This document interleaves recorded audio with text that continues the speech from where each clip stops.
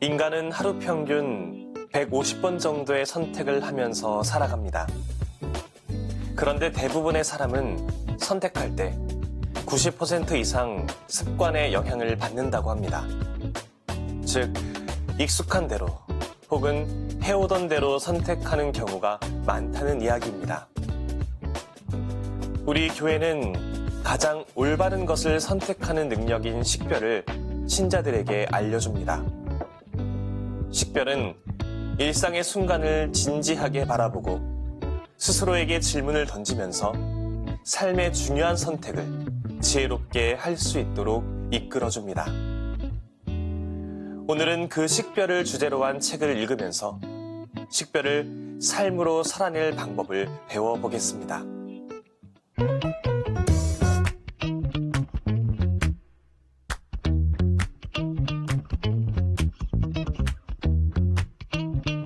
이 시간에 함께 읽을 책은 마음이 일러주는 하느님입니다.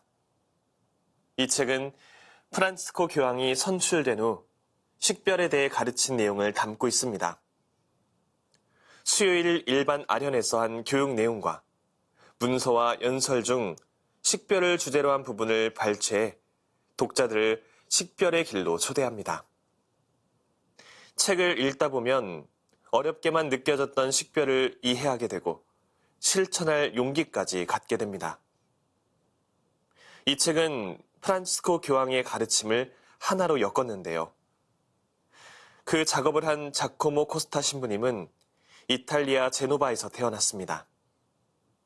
예수회의 사제로 2021년에 세계 주교 대의원회의 사무국 자문위원 및 시노드 운영위원회 위원으로 임명되었습니다.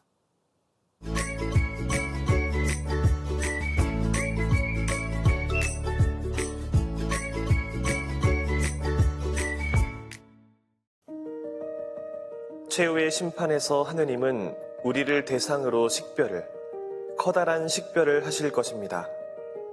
농부, 어부, 상인의 이미지는 하늘나라에서 일어나는 일의 예시입니다. 하늘나라는 우리의 일상 삶과 행동 안에서 드러나며 그때마다 우리에게 어떤 태도를 취할 것을 요구합니다. 따라서 식별하는 법을 아는 것은 중요합니다. 훌륭한 선택이 언뜻 부차적인 일로 보이지만 결정적인 것으로 판명되는 상황에서 발생할 수 있습니다. 예를 들어 안드레아 사도와 세례자 요한이 예수님을 처음 만났을 때를 생각해 봅시다. 이 만남은 랍비, 어디에 묵고 계십니까? 라는 단순한 질문에서 비롯됩니다. 와서 보아라 하고 예수님께서 말씀하십니다. 아주 짧은 만남이었지만 한 걸음 한 걸음씩 그들의 삶 전체에 영향을 미칠 변화의 시작이었습니다. 몇 년이 지나도 요한 복음사가는 그를 영원히 변화시킨 그 만남을 계속해서 되새길 것입니다. 때는 오후 4시쯤이었다 라며 시간까지 기억할 정도입니다. 그의 삶에서 시간과 영원이 만난 순간이기 때문입니다. 그리고 올바른 결정에는 하느님의 뜻과 우리의 뜻이 만납니다. 바로 현재의 길과 영원한 길이 만나는 것입니다. 식별의 길을 걸은 후에 내린 올바른 결정은 바로 시간과 영원의 만남입니다.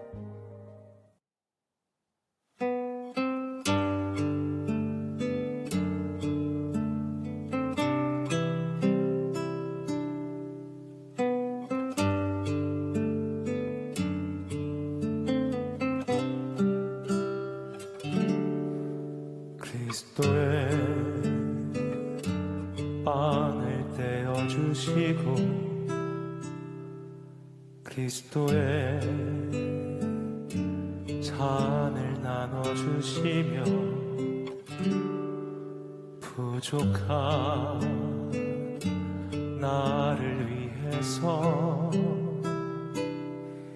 자신을 모두 내어주시고 나눠주시네. 내 눈물 내 어둠 아시는 분, 그분 나를 지은 분이시기에 주님 사랑이 나를 부르십니다.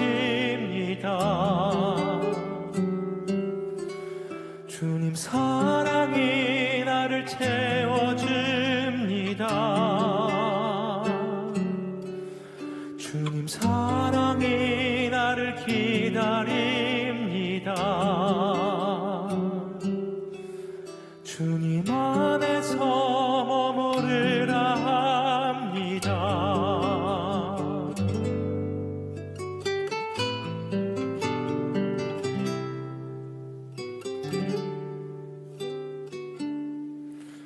이 빵은 너를 위한 나의 몸, 이 잔은 너를 위한 나의 피, 소중한 너를 위해서 무엇도 아깝지가 않으리. 시작과 끝이신 내 아버지, 그분 나와 항상 함께 하시네. 주님 사랑이 나를 부르십니다. 주님 사랑이 나를 채워줍니다. 주님 사랑이 나를 기다립니다. 주님 안에서 머무르라 합니다. 주님 사랑이 나를 부르십니다. 주님 사랑이 나를 채워줍니다. 주님 사랑이 나를 기다립니다. 주님 안에서 머무르라 합니다. 주님 안에서 머무르라 합니다.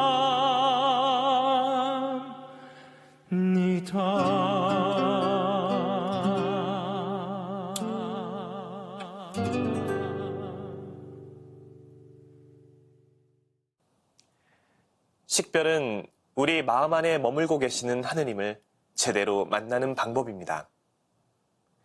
하느님을 더 깊이 만나고 느끼기 위해서 식별의 방법에 대해 좀 더 읽어보겠습니다. 식별은 삶의 과정에서 우리가 경험하는 좋은 순간과 어두운 순간, 위로와 실망을 이야기처럼 읽어내는 것입니다. 식별하는 중에 우리 마음은 하느님에 대해 이야기하기에 우리는 하느님의 언어를 이해하는 법을 배워야 합니다. 하루를 마감하면서 오늘 내 마음에 무슨 일이 일어났는지 스스로에게 물어봅시다. 어떤 사람들은 이 양심 성찰을 하는 것이 우리가 범한 많은 죄를 나열하는 것과 같다고 생각합니다. 또 실제로 많은 사람이 그렇게 합니다. 그러나 양심 성찰은 스스로에게 이렇게 질문하는 것이기도 합니다. 내 안에서 무엇이 일어났는가? 나는 기뻤는가? 무엇이 나에게 기쁨을 가져다 주었는가? 나는 슬펐는가? 무엇이 나를 슬프게 했는가? 이런 식으로 우리 안에서 일어나는 움직임을 식별하는 법을 배울 수 있습니다.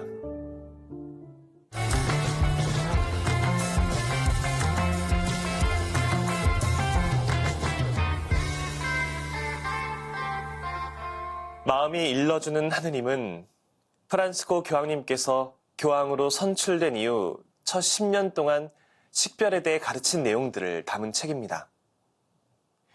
예수 회원 출신인 만큼 교황님께서는 이냐시오 영성의 전통에 따른 식별 지침을 제시하며 그리스도인으로 살아가는 삶을 복음적 기준을 바탕으로 식별하고 성찰해 나갈 수 있는 가르침을 전해줍니다. 이 책에서 교황님은 식별이란 마음의 태도이자 지혜로 살아가는 순간순간마다 이 같은 식별을 통해 올바른 선택을 해야 하고 그 선택들이 모여 각자의 삶과 정체성을 규정짓게 됨을 의식하며 살아가야 한다는 점을 강조하십니다. 그러므로 세상을 살아가는 모든 그리스도인들에게 식별은 삶의 중요한 자리를 차지해야 하는 핵심적인 요소라 할 수 있습니다. 특히 신부가 되고자 하는 신학생들에게 있어 식별은 매우 중요한 사안입니다. 신부가 되기까지 신학생이 겪는 모든 양성 과정은 그 신학생이 신부가 되기에 합당한지, 교회의 사제로 살아가기에 적합한지를 지속적으로 식별하기 위한 과정이라고 보아도 무방할 정도입니다. 더 나아가 그 식별은 사제품을 받는 것으로 종료되지 않습니다. 사제로 살아가는 삶도 또 다른 식별의 여정이 됩니다. 그렇게 사제는 사제로서 죽을 때까지 식별의 끈을 놓지 않으며 자신이 사제로서 합당한 삶을 살아가고 있는지, 교회와 세상에 사제로서 이바지하고 있는지를 식별하고 성찰해야 합니다. 수의 대신에 서품 제의를 입고 관 속에 들어가게 되는 순간까지 이 식별의 여정은 계속됩니다.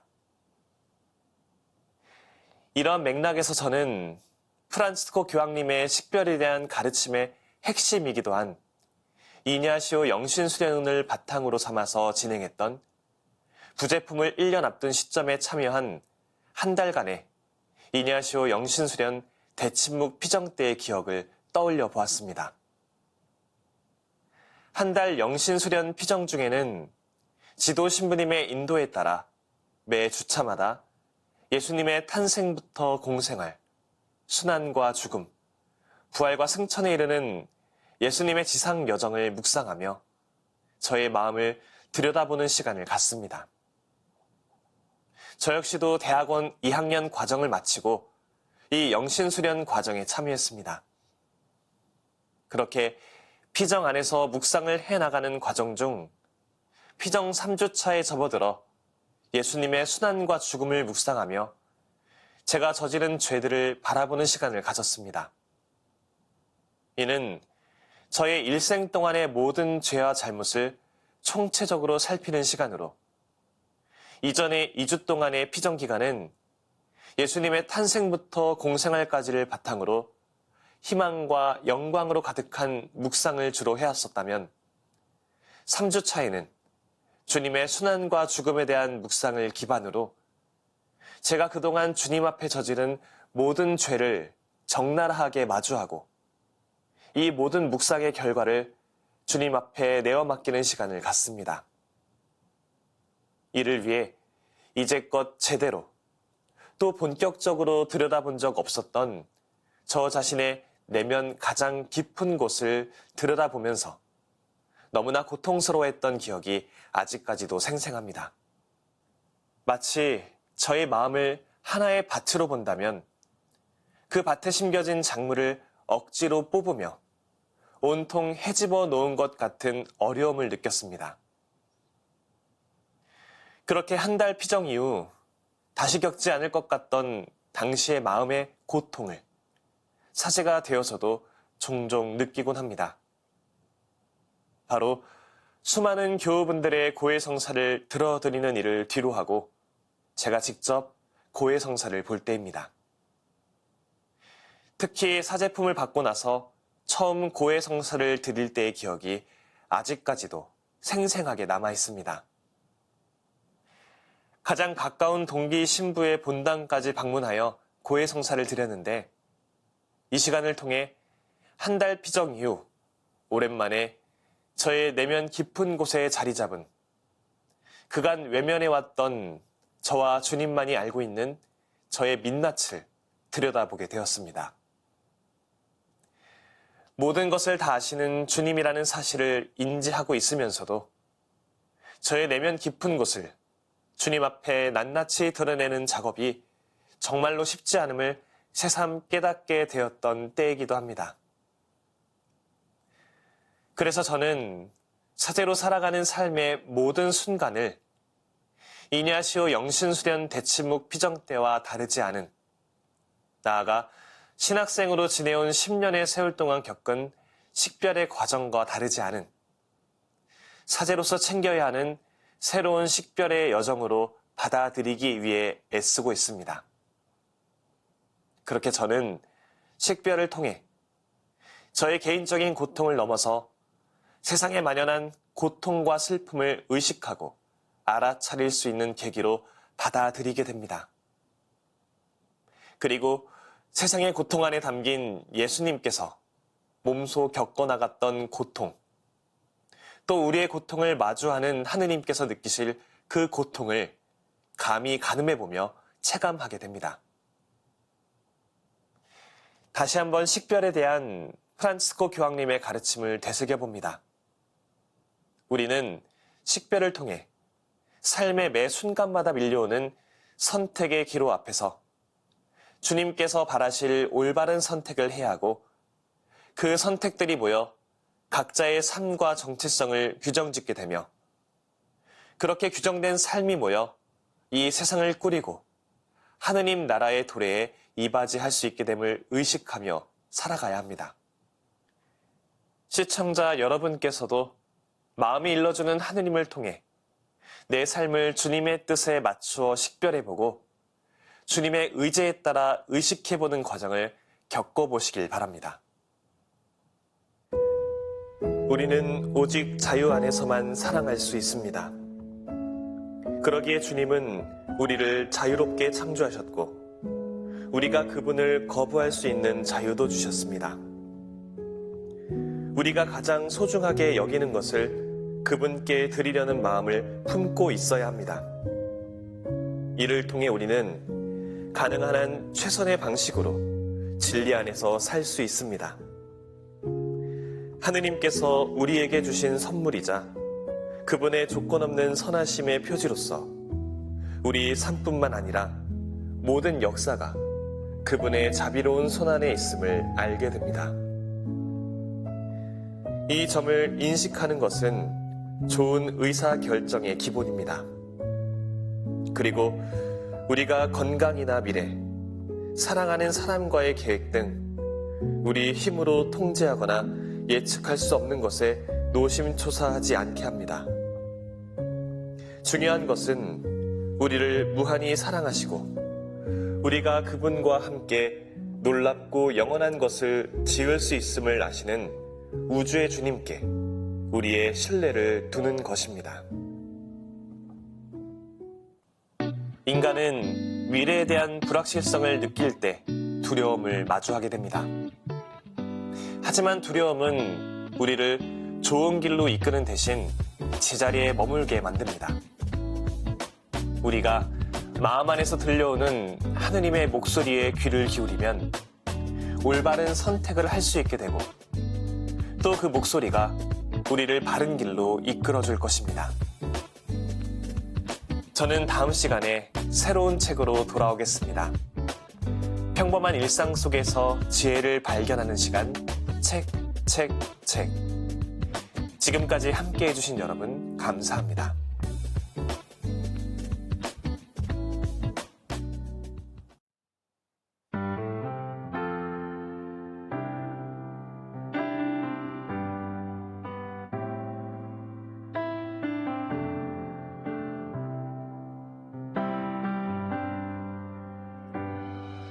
예수 마음, 자비의 마음, 흩어진 우리를 모으시네.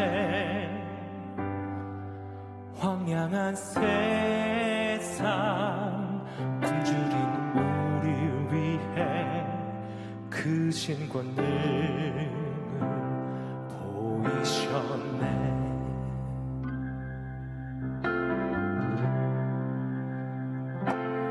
예수 마음 거룩한 사랑 장애 찔려 물과 피 쏟으셨네.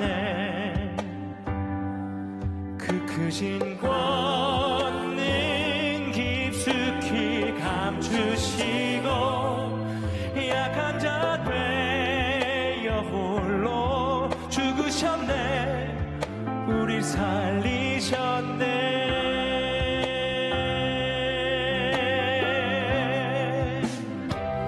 그 깊고 큰 사랑 얕은 내 맘에 담지 못해 쉽게 잊혀져가고 어느새 멀어진 어두운 내 모습에 다시 십자가 바라보며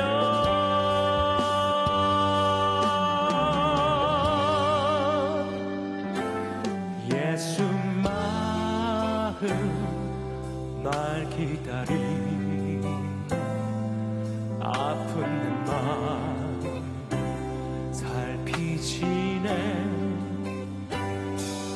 따스한 온기 내 눈길 돌리시어 당신께로 이끄시네.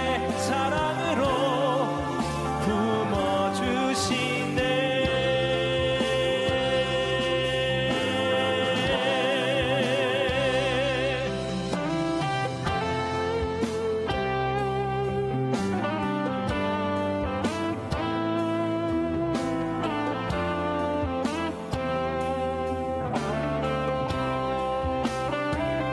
깊고 큰 사랑 얕은 내 맘에 담지 못해 쉽게 잊혀져가고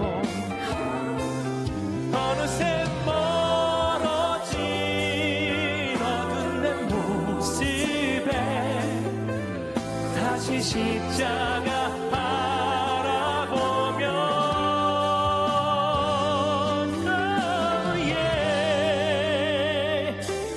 예수 마음 날 재촉하네. 멈춘 발걸음 다그치시네. 따스한 온기 내 눈길 돌리시어 너에게로 이끄시네. 세상으로 가라시네. 사랑으로 살라 하시네.